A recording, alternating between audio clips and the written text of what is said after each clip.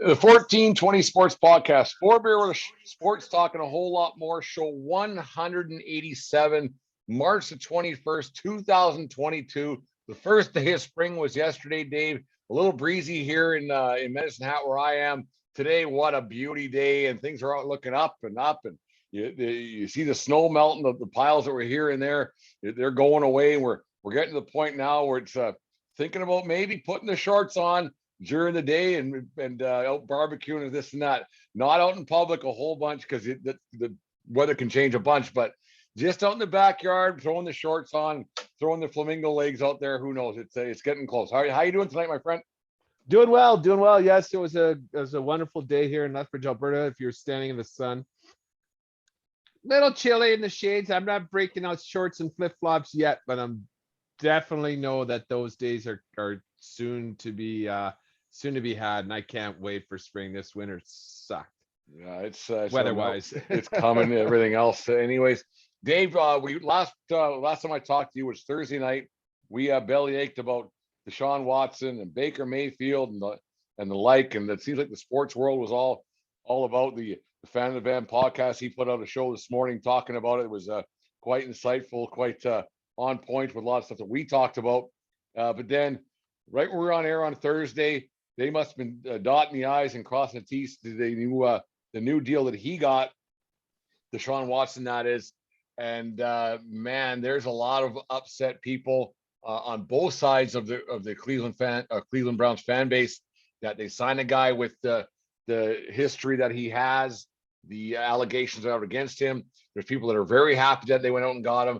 There's people that are like, holy, how are we spending this much money on a guy like this? This Deshaun Watson thing, Dave, if I owned a team and I didn't have a hope in hell of winning with or without Deshaun Watson, yes, he's a better quarterback than what they have in Baker Mayfield. I wouldn't do it. I would not. I don't need the headaches. I don't. And this isn't guaranteeing me anything with the team that I have. This isn't guaranteeing me a playoff spot. It's not guaranteeing me a championship. It's going to divide my fan base. It's going to make me upset. Deshaun Watson's a polarizing figure for all the wrong reasons right now. And to give him 46 a year, the second highest per year deal in NFL history, Dave, I don't know, man. For a guy who had my team, if I was the owner of the Browns, had my team on his no trade list, but if I dole enough money out, I didn't mean anything I said about you. I don't know, man. I'd be like, I'm good. Get away. What's your thoughts? It's a choice you make as an organization. It's the message you send. Are we, at what cost do we care about winning? And Cleveland in its track history since the second iteration of this franchise, the Cleveland Browns, has done sweet FA.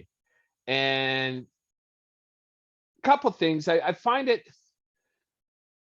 I'm not a big Baker Mayfield fan. I really am not. But they traded up, they got him with the first overall pick when they probably shouldn't have. They could have waited and got fucking Deshaun Watson in that same draft. But they chose Baker Mayfield, and he got him to the playoffs and actually won a playoff game. And then he played hurt a lot last year. And then they quite disrespected him.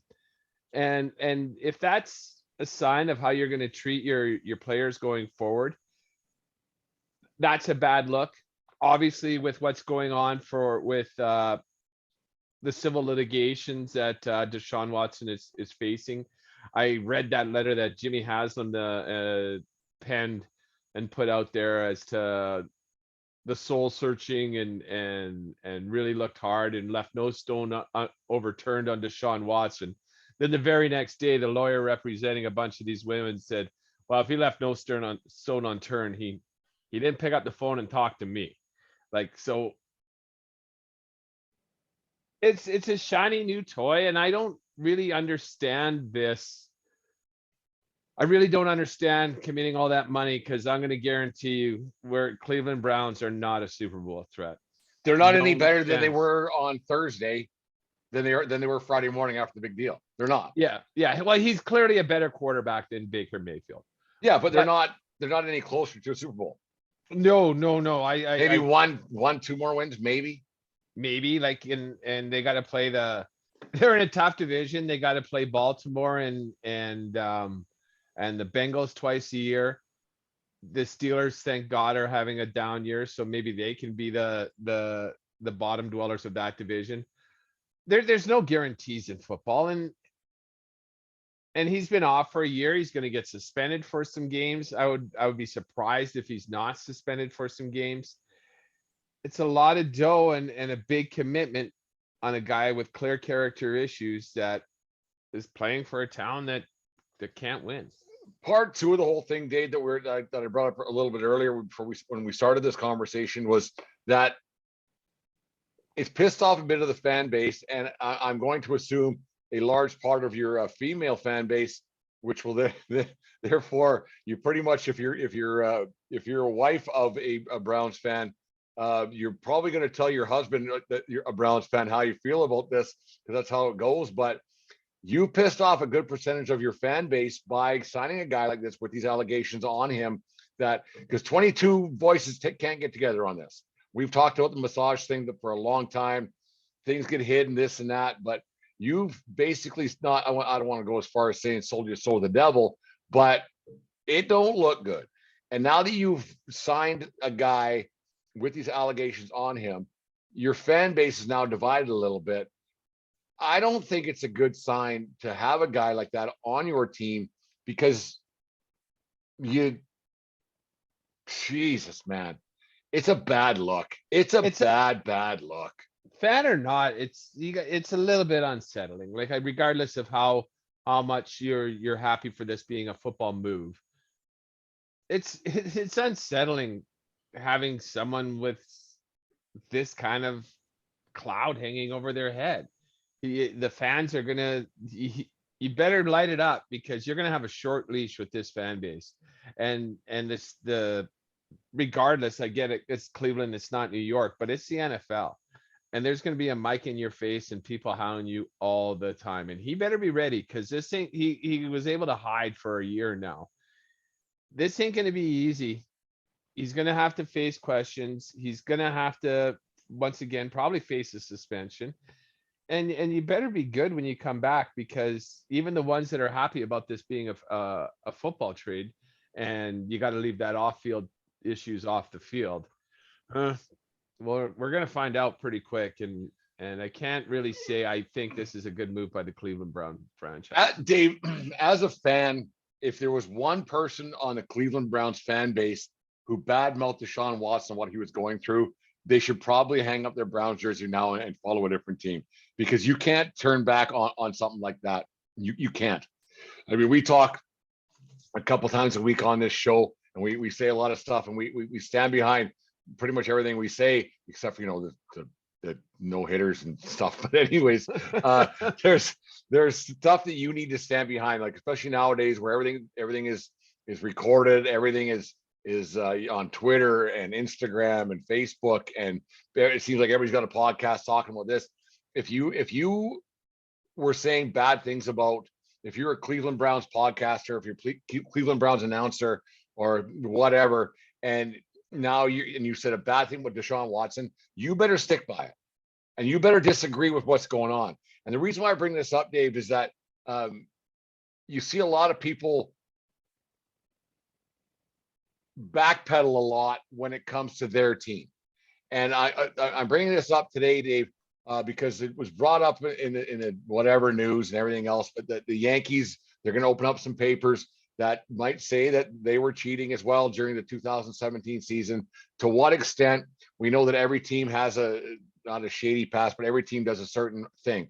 But there must have been something a little shady for this, for something to be sealed on the Yankees' behalf by the New York whatever Supreme Court or whoever has. I don't know what Supreme Court would have, but they do. But if there was something shady going on with the Yankees in 17, I will take back everything that I said against the Astros, because you know what? They cheated better than you did.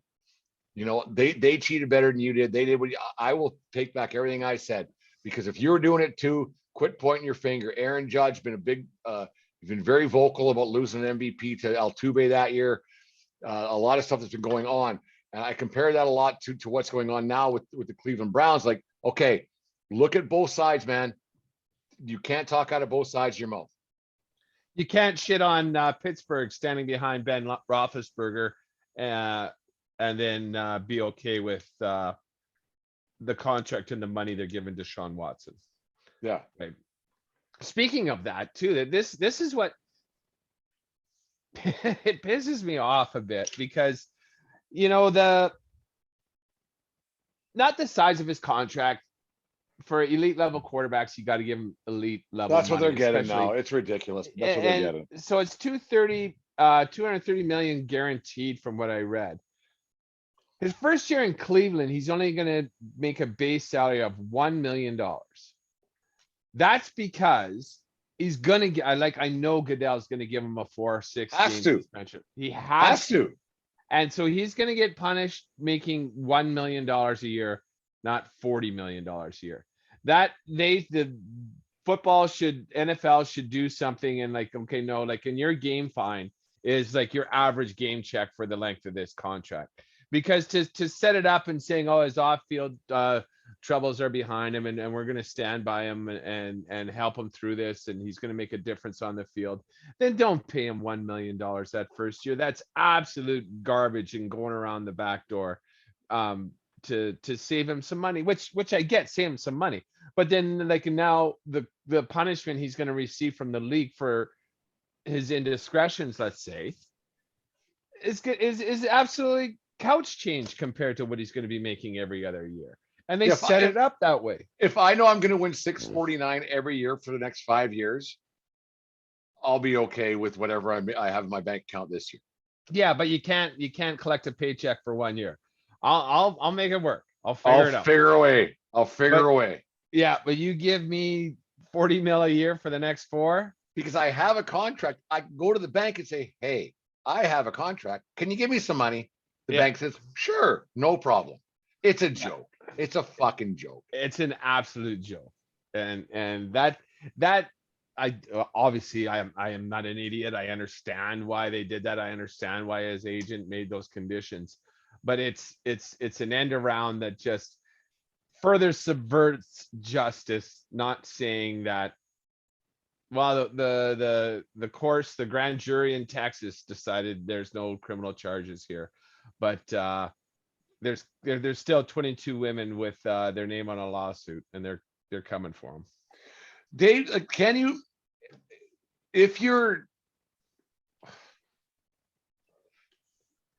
can you continue to cheer for a team where you feel completely morally against what they're doing? Can you say I'm out? Like, can a Browns fan or an Astros fan for what they got caught with? I'm a Yankee fan, or can they finally go? You know what? I'm good. I don't believe in what's going on. I'm out. I'm not doing this. Fuck this. I'm not spending $1 more on these assholes for doing this, because you know what I think is morally right, especially if somebody has like if a guy has daughters, this or that or whatever. Can a guy go, I'm good. Kind of like I've done that. Like the breaking point for me with the Oilers was Kevin Lowe, when he says, I know how to, I've been on some winning teams. I know how to make a winner. You know, these fans at home, those aren't real fans. We need the fans in the stadiums buying jerseys and stuff. And I said, fine, motherfucker. And to that day, I haven't been to Edmonton to watch a game. I haven't bought a jersey, and then, like, that's it. They still hold a place in my heart from the good old days. But you know what? You don't want me as a fan? Fine. And like, you know, as a Brown fan, I can see them. That's it. I would imagine there's a lot of people that gave up their season tickets. I would imagine. I do not know. If I ever do find an article that suggests something to back my point up, I'll be sure to share it. But when something just sticks in your craw, because, you know, I talk all the time about sports being an emotional attachment. You go through the highs with the teams and you suffer the lows when they lose. If they do something that tugs at your heart the wrong way emotionally. It's Here a it is. lot harder to. Don't make me feel stupid for loving you. There's Yeah, a song. yeah. There's a song in there somewhere, isn't there? I just can't stop loving you, but that's a little bit There's different. a Michael Bolton Michael Bublé song in there somewhere. It's one of those. Don't make me look stupid for loving you. Who would sing? That sounds more like a Waylon Jennings or Merle Don't, Haggard or something like don't that. make me look stupid for Or loving you. Conway. It's gonna be the title. Jim, if once you're done recording doing the show for us, you should write a song on that way. That's on a that line. Don't that's make a me look country tune. stupid for loving you. Yeah, that's a good one. And I think that's viable for everything you stand for and everything that you talk about, or that we talk about, or people talk about. I think that's viable. Like fuck you. I've been touting your guys. I've been wearing your shit, been buying this and buying that for years, paying for tickets, and then you do this. I'm out, man. I think that's completely acceptable. I can see some fans doing that. I really can. And there's going to be someone there to pick up the slack and buy that season ticket. And then at the end of the day, it's not about the season tickets. It's about the TV money, and they're going to get their share just because they're a member of the NFL club. Yeah. But it shows this, the Cleveland Browns are not good. They've never been good. They can't. I think for a stretch there, they won maybe 3-4 games a year, and they For a even long had time. and they had an 0 for a year. So that I don't know how they're not going to fuck this up. I really don't, because they will, because that's what Browns do. That's what they do. And now you're going to be stuck with this bad thing. Deshaun's not going to be happy. The fans aren't going to be happy. And then what are you gonna do? And then you're back in Cleveland Brown purgatory hell, and now you're paying someone $40 million to go 8-8. Dave, don't make me look stupid for loving you. The 1420 Sports Podcast, 4 beer with sports talk, and a whole lot more. 1420 Sports Podcast, 4 beer with sports talk, and a whole lot more. Dave, a couple things that happened around the sports world today, but one of them was the trade deadline in the National Hockey League came and went. Most of the big deals with the big players moving were over the weekend. It got into Monday, a bunch of this guy for that guys and that guy for draft picks. Nothing really groundbreaking, in my opinion, happened today. So we won't talk. I don't think we should talk about that because we don't know the ins and outs. 30 teams that are going to make these deals that they think are going to improve their chance to win Stanley Cup.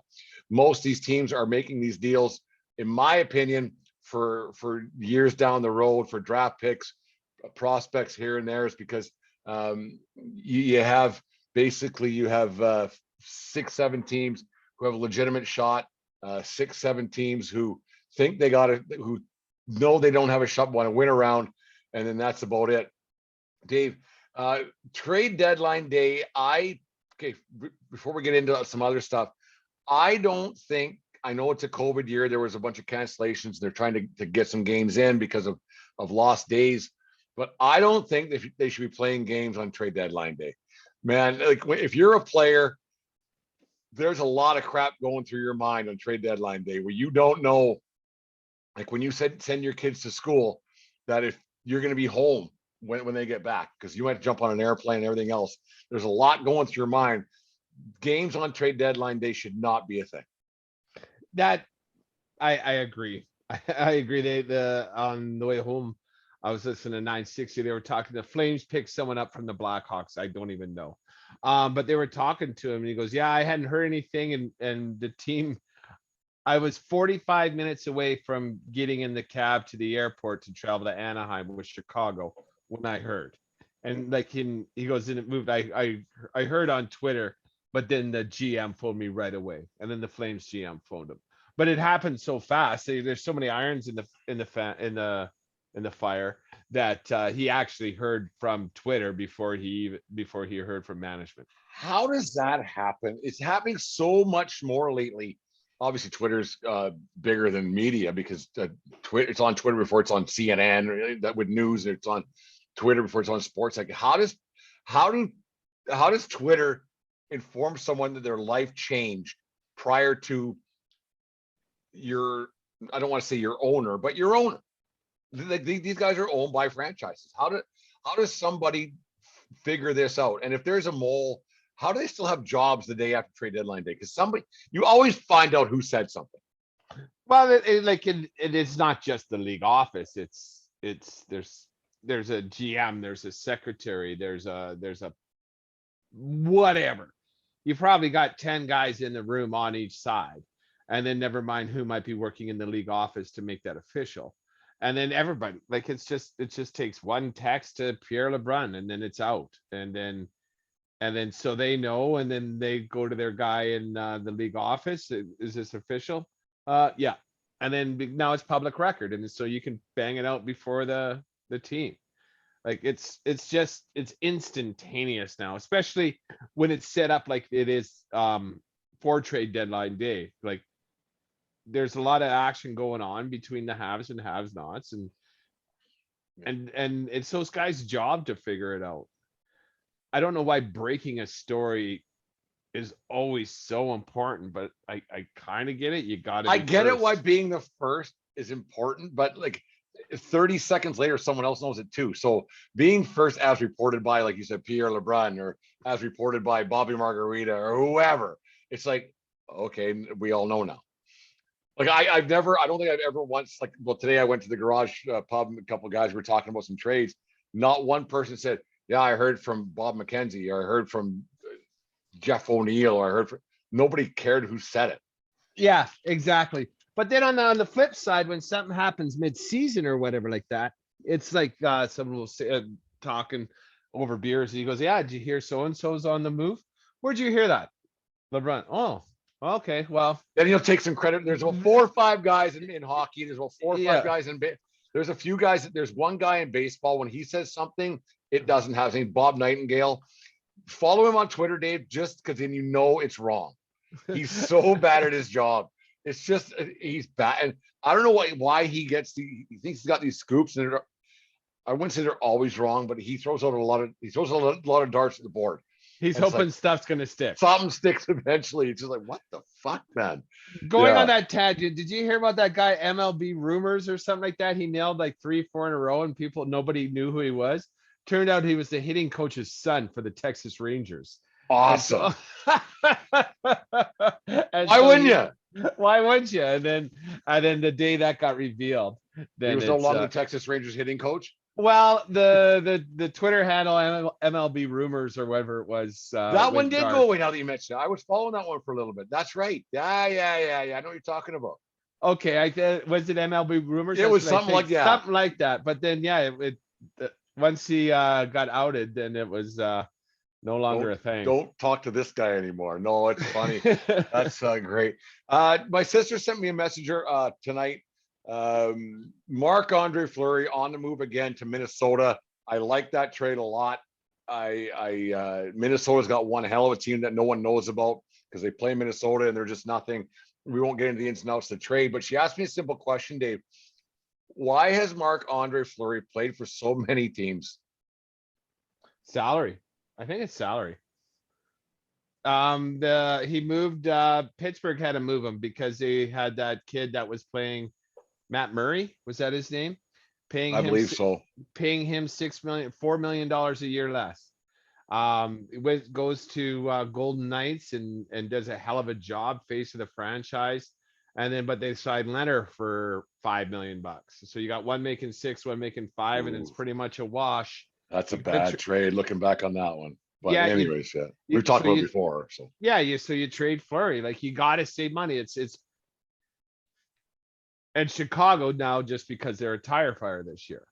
Like, I think Chicago wanted to be competitive. I agree with you to a lot of those points, Dave. But I also think that Fleury seems like a good guy. And he's a good goalie. He's going to improve your team on the bench or on the ice. I don't think in any way, shape, or form, Marc-Andre Fleury is going to hurt your team and become a negative force on your franchise at all. He won't do you any harm. I think he's a good guy, and teams want him, especially later in his career. And it's all about cap. Yeah, and NHL goalies are same as NFL quarterbacks. There's not many good ones, and Fleury's still a good one. Yeah, You know, he's he's still not. a good goaltender. He's not gonna. I don't know if I don't think he's not Vasilevsky in Tampa, but he's He's the defending Vezina trophy there's a winner. trophy winner. So Yeah. he may not be a 1A, but he's a close 1B kind of a guy, and he's not going to hurt your franchise at all, in my opinion. He's not going to. I thought one goalie might have made a move, and the Kings might have been winning a few too many games, and they're might hurt them. But I thought that maybe Quick, if they weren't so, the Kings are right there to being a playoff team. I thought Quick to Edmonton might have been a thing because, to me, Dave, the Oilers they picked up, some guy. It didn't. The Edmonton Oilers might win around, and then that'll be it once again. They don't have the tender for a deep run. Period. Period. That's Do you, it. And go ahead. do you think that we talked about a couple months ago when they first started on their slide there, but now that they are who they are, they're not winning anything. They're not better than Calgary. They're not gonna be better than Calgary for a number of years. Do you think this summer they trade Draisaitl? $8 million, man. And here, go. Every team in the league's gonna want that guy. Yeah, but I don't trust Ken Holland to do it. Like I think the Oilers are just they're unfixable. They're just unfixable. Two of the greatest offensive talents the game has to offer, and you're unfixable because you can't figure out how to defend, and you don't have a goalie. You need a goddamn goalie. And to think 39-year-old Mike Smith is the 40. answer. He's 40. Well, okay, there we go. Yeah. Like it's the answer. Like, sure, he had a good year last year, but I didn't see them winning any playoff games. Dave, you have a team like Colorado who looks like they're the real deal. Can't be stopped in the West. I mean, Calgary's really good too. Calgary made some outside deals here and there's. Colorado went and got Cogliano. I didn't know he's still playing anymore. An outside player, third line kind of guy. Can a team or a GM can they get an itchy trigger finger and think I got to make a deal, or just stay put? Here's what we got. We've been building this team for 2-3 years now. And our players are good. We've already won 45 games or whatever.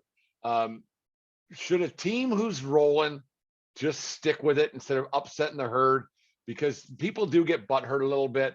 It might be a teammate, it might be a line mate, it might be a roommate, it might be a guy that you carpool with that just upsets things a little bit. That might get traded that maybe shouldn't have, or a guy that's been with the franchise for a little bit that he's a good character guy. Can GMs tinker today more than they should that might hurt their team long term? I believe they look at things, who's good and not in the room. I really do, because if you're just shuffling deck chairs here, who cares? We need someone with this skill set. Most of the time, especially so let's take the Flames for instance. I think this Toffoli trade was it's perfect. It was a good trade. He's a good guy, knows how to win, right? And he knows Sutter. He's played for Sutter. Mm-hmm. That other one they picked up from, who is it, Anaheim or the Kraken, Kelly Yarnrock, some kind of thing. But he was with Nashville when they made their cup run. So I think adding depth pieces like that is good for the team. We know nothing. There's no grind in professional sports like the playoffs in the NHL. It's so intense, and people are going to get nicked up, and people are going to get hurt. And I think any kind of trade you make at this time is for depth purposes. Careful not to upset any kind of mojo the team might be feeling here right now. And I think Sutter had his hand in everything there with Tree living in Calgary. He was funny today. I don't know if you guys heard it today. Whoever's listening to this show, listen to It was on Sports Center. It was on Sports at 960. It's been everywhere. Sutter got asked today by a reporter, and I feel so bad for reporters in Calgary because they tread so lightly on how they're going to word a question. They know exactly what they want to say to Sutter, but then they twist their own words to make sure they word it properly to not look stupid with the response. And Sutter was asked, I can't remember what the reporter was, said, Daryl, your trade deadline day, how do your players feel about this? And he said, well, I don't know. When you ask them. And deadpan. And then, well, how do you feel about it? Well, I can't get traded. I can only be fired. And deadpan again. And it's quite humorous the way he does it. But Dave, you got to feel a little bit for reporters who cover Calgary on a daily basis. Like, okay, I have this job. It doesn't pay really well. It's a great job. I have to find a way to word this question where I'm not going to feel like a complete moron once I get it out of my mouth. Because if you ask Daryl Sutter a yes or no question, he's going to answer it. Yes or no. Like, yeah. He's not going to make your job easy. He's going to, I would imagine that's just the kind of coach he is. Because then Dave, he'll say, because then the reporter say, do you care to elaborate? He'll say, not really. No. Not good. Like him and that guy that coaches. Oh Christ, I'm looking right at him. The coach of the San Antonio Spurs. He's a bit of a hard ass. Popovich, yeah. He can be a little grizzly against the reporters too. You don't ask. Man. Whereas Torts is just right a dick back. Aggressive, yeah. Yeah. Whereas Sutter is a deadpan and funny as hell. Oh God, he's funny. He's a great influence. And before I forget about it, the Flames with their latest acquisitions, I do have to ask you a serious question about their chances going forward. Do the Calgary Flames have too many Swedes? Yes, because I'm going to guarantee you they aren't going to win Stanley Cup. Dave? Why are the Calgary Flames never going to win?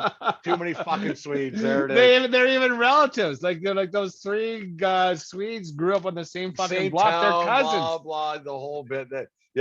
Inbred Swedes. Even who knows? I shouldn't have said that. But whatever. But yeah, I'll have to. I'm going back to Homeland this weekend for go visit Mom for a night and hang out there and ask her about that too many Swedes thing because I'm looking forward to a long cup run for the Flames just for the simple reason for Daryl Sutter to be talking and saying in his post game interviews would be fantastic for a couple of months would be great. And then Mom, she's a big Flames fan, so it'll be a lot of fun to see her get excited for the Flames.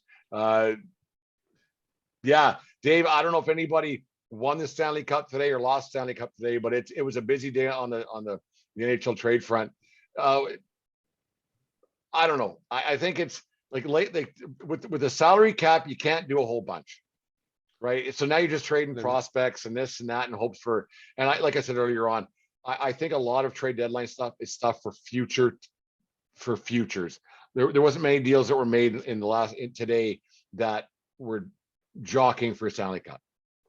Well, no, I would imagine this Fleury trade to Minnesota, right? Because they obviously like their chances and they don't think Cam Talbot's the one. And I don't think Cam Talbot's the one.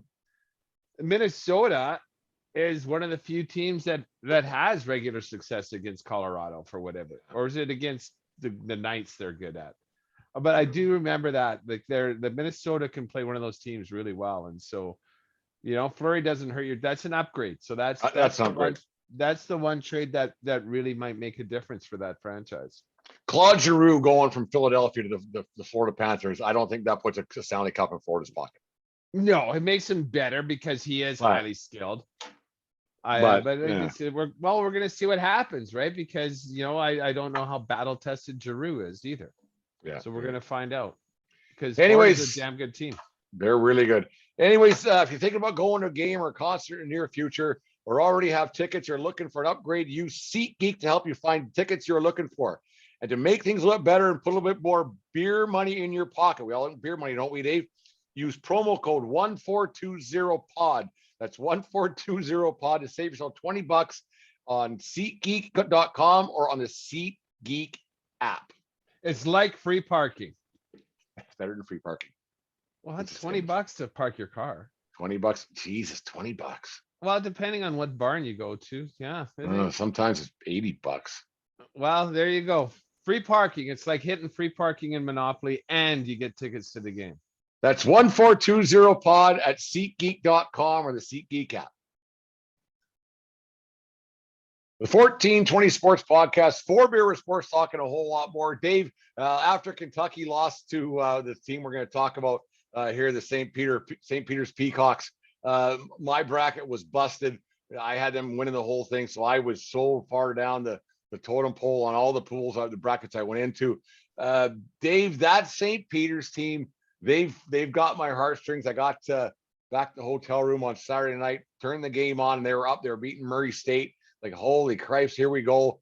And the thing I liked about Dave about watching that, me and you aren't the biggest basketball guys by any means. We never professed to be. But that team, the poise they had and the control they had, it stemmed from their coach. He seems like one cool cat who seemed under control the entire time, was a calming influence, but enthusiastic when it needed to be.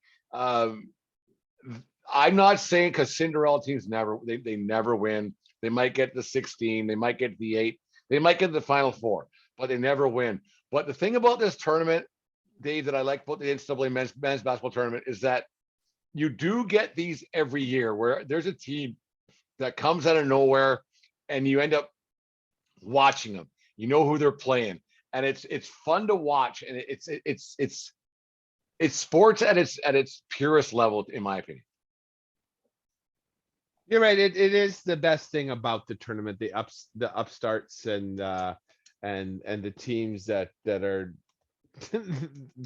hitting above their fighting out of their weight class and knocking down some giants. It's fun. It makes it, I don't know, maybe just a little bit more pure and makes you happy for being a sports fan. So you can see the little school that can. And I think coaching now in college basketball, it has come kind of the way of the sport development itself. All these coaches are so good right now and so hungry right now. And you can, if this St. Pete team comes back again next year and does it again, this coach is gone. Oh, he might be gone already, right? There might be a mid-major, he might be going to Kentucky after that debacle. But anyways, well, yeah, you're not going to fire Cal, but these big wins. Who's the guy that coaches the Boston Celtics right now? He did it back-to-back years with Butler. Brad Stevens, I believe his name is. And you can make a name for yourself, and if you can show that you can coach them up and compete with the big boys with a tenth of the budget. What do you think St. Pete's budget is compared to Kentucky's for college basketball? Sure. There are donors who give more money, one donor, than the whole St. Peter's faculty gets. Yeah, the Kentucky Wildcats weight room costs more than what St. Pete gets all year long. Yeah, for sure. It's not close. It's gross, actually. Yeah, and it's at the end of the day, it's the same floor, it's the same hoop. We're playing the same game, and being a giant killer must feel so good for those kids. I'd imagine these 4 days off are just killing them. They like, let's play tomorrow. That's it could go one of two ways, Dave. They played on Saturday nights. They got back home Saturday night late or Sunday morning early, whatever it is. They're the Kings for 2 or 3 days. Yes, they have some work to do. Yes, they're going to practice and everything else. But there's going to be 2 or 3 days where they're back in Jersey City, New Jersey, where they are the cocks of the walk. And there's people who didn't know who these guys were, but now they're on national television, and they've won. And to put it in perspective, they won 2 fucking games. Big, all right, we won 2 games, but they're 2 really big games. And now they have a shot that 48 other teams didn't have a week ago. So they got a shot right now. It might not be a great shot. I'm sure the line is very low for them, but they have a shot, and they're going to be cock of the walks in their town at their school for the remainder of this year. For the remainder of the program. Bring the program. Like, remember that team did this, this Yeah. team did this. We probably won't hear one of these guys making the NBA. There's a very good chance. But it's I think it's great to see that these smaller schools do this. Do they ever win? Never. They never win. But it's fun to watch them roll through, and you see them getting a little bit of a jive in their step and everything else. I was watching on the Saturday night game. They were like, "Oh yeah, the kid. I should wrote down their names, but if they win another game, we'll all know their names." But like I said, they only won 2 games so far, and if they win one more, we'll start to know their names a little bit. I think it's great.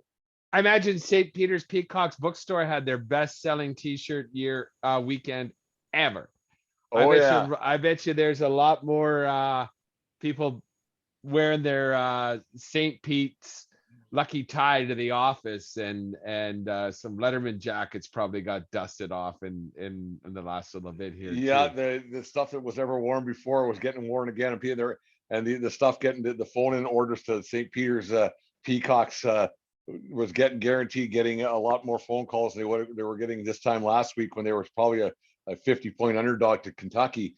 But no, the tournament is such a fun thing to watch. Dave, I haven't even looked at my bracket since I went down early. How are you doing in yours? What, like, you were doing really well. You're bragging it up last Thursday after night. We weren't even done night 1. You were only like at night 3/4 when we talked last. Yeah. So it is quite funny after 2 games of play. 2 nights. So the entire first bracket in the history of me picking brackets, this was the first time ever I didn't have any red going past that round. Everybody that lost on my bracket, I had the winner of that game losing their next one. Do you know what I'm saying? I had no deep streaks of red going. Yeah, I got you. Yeah. Every red line of red stopped there. That came to a screeching halt on Saturday and Sunday, because I got now only 2 Final Four teams left. Thank you, Baylor, and I picked Wisconsin as a dark horse. So, Oh, you didn't have Duke? No, I had Michigan State. I root for Sparty. I thought Tom Izzo was going to do it after Carolina beat Duke. I took Duke to go for the. I've been a Blue Devils apologist for a really long time, since Kristen Leitner days and Bobby Hurley days. That's a long time ago. As am I. Yeah, I've been a Krasuski guy for a long time. As am I. But I like Tom Izzo and the Spartans more than I like Duke.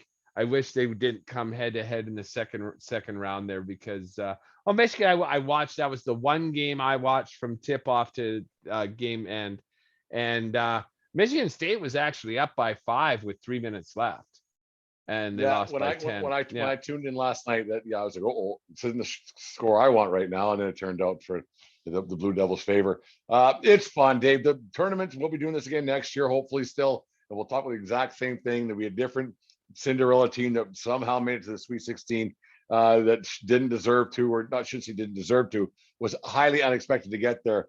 It's so fun to watch. I hope that that this St. Peter's team can do it again. And there's a I don't know if it's still there.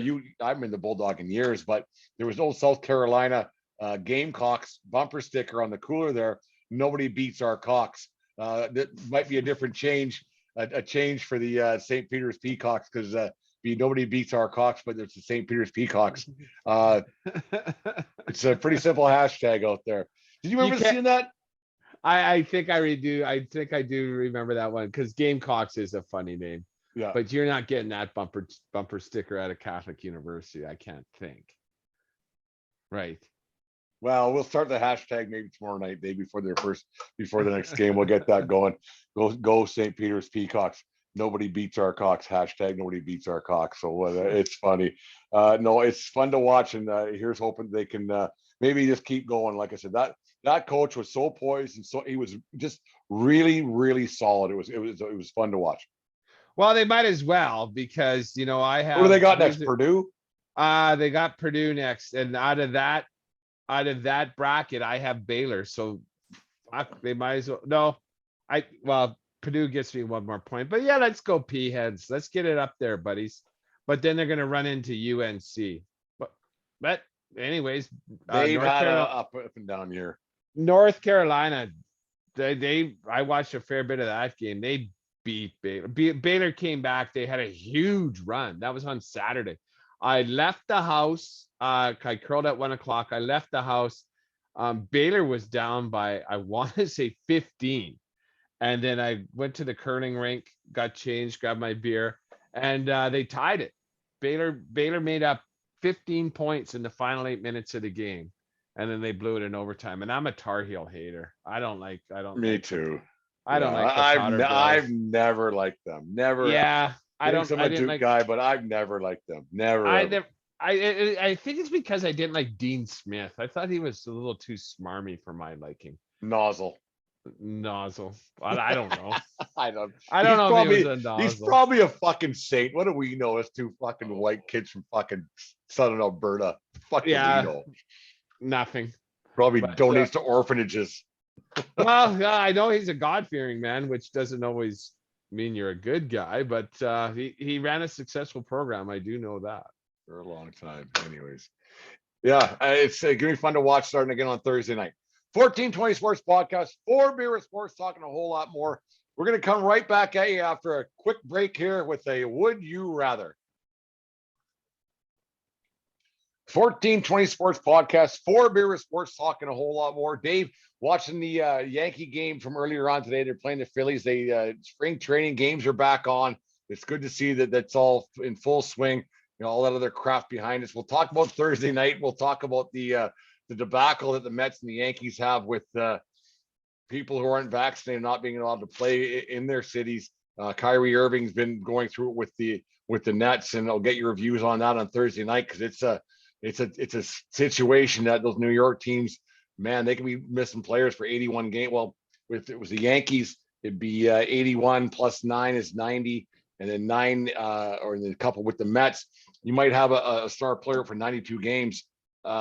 Geez, what's your initial thoughts on that? We'll get to it more on Thursday, but what's your thoughts on that? Well, they wouldn't be able to come to Canada for the games either. So that's it. So if you're a Yankee, yeah. So if you're in the AL East, yeah, you get 9 in Toronto plus your 2 at the Mets. You're at 93 games without some players, and there's speculation Aaron Judge is one of those guys. So, man, oh man, what a debacle this could turn out to be.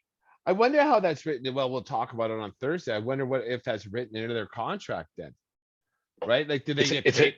It's in the CBA, and they lose their service time. So you don't get time served, and you don't get paid for that game. Nothing. Well, it's in the new CBA, and it was bargained. It was bargained 2 weeks ago. Yeah, so we'll talk about that Thursday. You can do research on that, and I want to know your thoughts on that, because I know my butthole clenched when I heard that last week. It's like, oh Jesus, another year and nothing. But anyways, Dave, go ahead. You got a couple of would you rather's, or this or that, or who knows what we're going to talk about. Well, you know, I was when you become, my son's 11, soon will be 12, and you look for family movie nights every now and then, and of course, like, you got your standard Disney fare, but you know, they're good movies, but you always like to blow the dust off the old DVD title, even though we're streaming all these movies anyways. So I like to know what you think. What's better? What's better? Stand By Me or The Princess Bride? Stand By Me, hands down. Princess Bride was good. It was entertaining. Andre the Giant was in that. I think we tried to do that as a play about the 8th or 9th grade when I was in Fort McLeod. But Stand By Me, Stand By Me is a classic film. River Phoenix. Who else in that one? Who's the one of the Corys is in there. Corey Feldman's in that one. Yeah. Just no, I love Stand By Me. That is a classic coming of age flick. The 50s soundtrack, the whole bit. I remember that one vividly, about 86, 87 when that came out. Man, I think I rented that 3 times a week in the summertime to watch that. Love it. Stand By Me, hands down. The Barfarama. Yeah. I love lard ass. Yeah, no, Stand By Me is a great flick. Yeah. Jerry O'Connell is the Tubby Kid. Yeah, And is it Will Wheaton? I think that's his name. that's right. Will Wheaton, who This, became a nemesis of Sheldon on The Big Bang Theory. you're right. Because Star Trek and like, yeah, yeah, Oh yeah, because he whatever. yeah. Yeah. I No, Stand By Me is whoever. If you are a parent listening to this show and you have not shown your child 11, 12 years old and up Stand By Me yet, you're failing as a parent. I don't think Jasper's seen it yet. You're Stand By failing as a Me. parent. Well, I think we've seen Princess Bride. We've seen a bunch of ball movies. Yeah. We've seen a couple. We've seen Planes, Trains, and Uncle Buck. Yeah. So okay, but yeah, you're right. Stand By Me has to get watched. Yeah. I completely agree about that. Old Yeller or Where the Red Fern Grows? Oh man, that's going back a long time. That's going back to like grade 5 or 6. When you were in diapers almost. Grade 5 or 6, I think. When they would roll the VCR or the Betamax into the classroom. And you'd watch it on those. You'd watch it on Disney on Sunday nights. Sunday nights at Grandma and Grandpa's having dinner. Geez. I remember them both. I remember liking them both. I don't remember a whole bunch about them though, Dave. That's a long time ago. I think I watched Where the Red Fern Grows a few more times. I don't know why. Oh, because I was so sad. I was so sad at Old Yeller. I didn't want to. I didn't want to watch that. No. So, because I don't like being sad, Dave. I really don't. I'm an upbeat, cheerful kind of guy. I don't like being sad. I don't have my heart broken. Don't. What was the name of that song? Don't make me look stupid for loving you. you. Don't make me look stupid for loving you. Don't make me sad. Don't make me cry. Don't make me sad for loving you. Where the Red Fern Grows. Okay. Karate Kid or Back to the Future? Ooh, fuck me, man. Whew. I've seen Karate Kid exponentially more because I think it's on television more. And if it's on, I'll watch it. But oh man, they're both, the little guy wins and the conquers, and then you have the Huey Lewis is on Back to the Future. I love Power of Love's one of my favorite songs of all time. I don't think that came in until Back to the Future 2, but no, it was on 1. Oh, okay. Yeah. Oh man, that's a tough one, Dave. Back to the Future or Karate Kid? Oh, it's going to go to a time limit draw, but I don't want to do that because why would you have a question you don't want an answer? Like McFly, but Karate Kid with Machio and Elizabeth Shue and the whole thing, and you see him get beat up, and Miyagi, but then you have Doc, and then what was the bully's name in George Chip? Now Chet, was it Chet or Chip? Biff. Now Biff played a pretty good role, and then the thing. I'm actually going to shock the nation here and shock the world. I'm going to actually say I like Back to the Future more in a 59-minute, 59-second off the top rope, roll them up in a small package. I'm going with Back to the Future. I agree with that. That's a no-brainer. It's close for me, man, but it's Well, because when you break it down too, Ralph Macchio kind of deserved 2 of those ass beatings. Oh yeah. Yeah. Like not like on the beach, like he sucker punched Johnny. Well, he got pushed down and it wasn't good. Like the one in the shower, like in the bathroom. At the dance. Yeah. He deserved that. He didn't need to like 5 guys beating him up. Like no. Like Johnny was like quite the massive humanity compared to Danielson. He could have taken him himself. Yes. Right. So what he did on the beach. Johnny beat him up by himself on the beach. Yeah. But with the rest of the Cobra Kai fucking laying the beat down on him after the dance thing. Yeah, Macho deserved that beat down definitely during the Halloween dance. There's no doubt about that. Yeah. So and that's kind of where I stand on that. Even though I loved it the first time, but Machio did deserve a bit of an Yeah, ass kicking because he kept poking the bear. that's right. Whereas Back to the Future, just on originality and storyline and originality, it was awesome. I love that The movie to thing is, this day. looking back though, Marty McFly was a bit of a hothead too, eh? Oh yeah, but like Biff was so much bigger, he never did punch him. But he poked the bear. He got remember he got The on the manure skateboard. car, the Yeah, truck, and the things. Yeah, yeah. Marty McFly, like he poked the bear a lot. He just never got caught. Yeah, he never got the hands got put on him. Yeah. Yeah. Yeah, you're right. But yeah.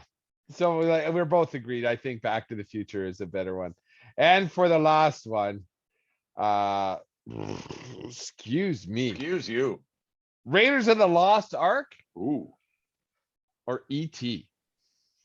Fuck, Dave. You know what? I think I've only actually seen E.T. once. And I'm 99% certain it was the Empress Theater in Fort McLeod. I seen it the one time and it was great. And I don't know why I never watched it again. I think I seen the old Because you cried when he died. because I might have got a little bit sad. And I don't like being sad, Dave. I don't like being upset. Uh, I don't like being upset. Don't make me look like a fool for loving you. Um, I Raiders of the Lost Ark was such action packed, like one of the first action movies I saw. Once again, the Empress Theater, the big ball rolling down the thing in the canyon, and Raiders of the Lost Ark, which became more the franchise there. E.T. I saw once, maybe started to watch it the second time when it on VHS, but never got through it the second time. I'm going to go with Raiders of the Lost Ark. I think it was great for its time, but I think that's a one-shot deal that you're going to watch once, and it's too far-fetched. Not the Raiders of the Lost Ark isn't. Or Back to the Future. I can't believe that was my fucking. That was my response. Jesus Christ, Brett, you're better than that. Yeah, E.T. It was it was all right. I was sad, but I didn't need to watch it again. I completely agree. Raiders of the Lost Ark, especially the first one, was almost a perfect little movie there, with the whip and the guy comes out with a sword. Remember, does all that fancy stuff. He brings out his gun and shoots him. And Yeah. I hate snakes. And then those are Yeah, really good ones. Last one for you. And now this one is E.T.'s too far fetched, like Indiana Jones. Fuck, I'm a knob. That was a nozzle comment, anyways. one from your youth and one from your not so distant when you were younger. What's better? What was better? American Pie Oof, good movie. or Porky's? Oof.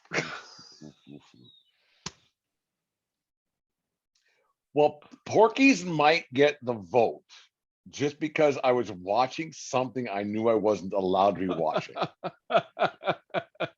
And I once again, I'm 99% certain I was let into the Empress Theater in Fort McLeod because it was rated R. I think it was before PG-16. I think it was an R. Lot of nudity. There was a lot of nudity, yeah, and I'm fairly certain I was allowed into the theater for some reason. I think my cousin was working the box office there. If you've ever been to the Fort McLeod Theater, there's still like a ticket window. And you go and It's old school. It's real old school. It's old. American Pie was really funny. Like I got a kick out of Stifler. That guy could get down. He was a party guy.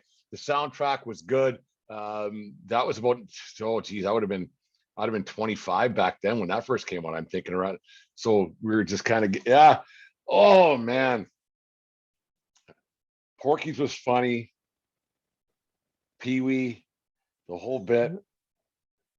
I'm going to go with Porky's just because I think the main characters in Porky's, they weren't nerdy. Like a couple of the guys in the American Pie thing, they were a little bit dorky, and which is fine. It was a good movie. It was a lot of fun. But I think Porky's, the cool guys were cool, and I like cool better than being uncool. And I think the time frame too, because I think I was 15 the first time I saw that. Yeah. And it was like, holy, Yeah. there's a lot of boobs in this movie. There's a lot of boobs. Yeah. And it was funny. It was raunch humor, and it was the first time I saw a movie like that, and I remember it. Like, I think that I saw it because Super Channel would have its free weekend twice a year Yeah. or Yeah. whatever. Oh, And yeah. that's how I got my eyes on that. Waited till mom and dad got to bed, and well, I had that schedule memorized and got up at 1:30 to watch Here's it. what I'm watching. Oh, Porky's. you bet I'm watching this on Yeah. like on level 2 from about 2 inches away, so you didn't wake up mom and dad upstairs. Yeah. Oh, crazy. Yeah. American Pie was funny. Like those were some funny movies. And like I said, That Stifler is was funny. classic. I love that guy, man. He got down. He had a good time. He was fun and everything else. I love those movies for sure. Yeah, they were good movies, and then they're like, well, both of them are really good movies, and they try to Yeah. make the choices a little bit tougher for you. But you There know, you go. do I guess they don't really make that TNA coming of age raunch. Dave, you movies think anymore, about do it. Jesus, man. Like if did all those kids that were like all those girls that were getting naked, did they fail high school? They must have failed a grade or two to be 18 and be allowed on television. No, not television movies. No, Well, yeah, I don't remember. I don't know. I don't know the rules and everything else that goes on here, but They you were hope put together in high school. you hope they all failed a grade or two and we're like 18, 19 years old. And you know, I'm just saying. But I'm it's just also kind saying. of funny in American Pie, especially too, right? All the main characters, the actresses that were the love interests of the They were the already men in them. 25. Yeah, and they kept their clothes on. No, okay, now that I think about it, no, the girl, Shannon Elizabeth, the exchange student one, Yeah. she was a year older because she was an exchange student, so she was over the age of 18, I believe. Oh, okay. So that's how they might have got away with that. But the younger ones, they didn't get naked. I don't know. I don't know either. I'm just making the assumption. I But hope yeah, I'm right. yeah, nonetheless. So they were both really funny movies about Really just funny movies. about horny boys, right? That's all it was. Horny boys. horny boy humor. Yes, and you know, Funny word. and then that kind of humor translates. Like it knows no bounds. That's funny. Horny. Horny. Yeah. Don't make me loving you. What? What? Don't make me a fool for loving you. How can we gotta write? Don't make me a fool for loving you. That's gonna be the name of this show tonight. Don't make me a fool for loving you. Anyways, Dave, fun show tonight. Turned out really well. You're going to Montana this weekend. What's same old kind of deal? Getting the place ready for springtime, summertime. What's going on? Well, yeah, we'll just kind of play it by ear. It's our week to go down, so we go down. May or may not ski. We'll just kind of play it by ear, see what the snow's like. And then just a weekend there is not a weekend at home, so it's always good. Those are the trips that I missed over the last 2 years, because when I'm down there, I am not here. And it's nice to give yourself a little break. There's obviously chores to do, but nothing like here. I like how you call them chores and not errands. Well, they are chores. I just find chores is like it's a laborious. I don't know. It's just funny chores. Well, Chores when you're 12. Chores. Oh, there's always house chores to do.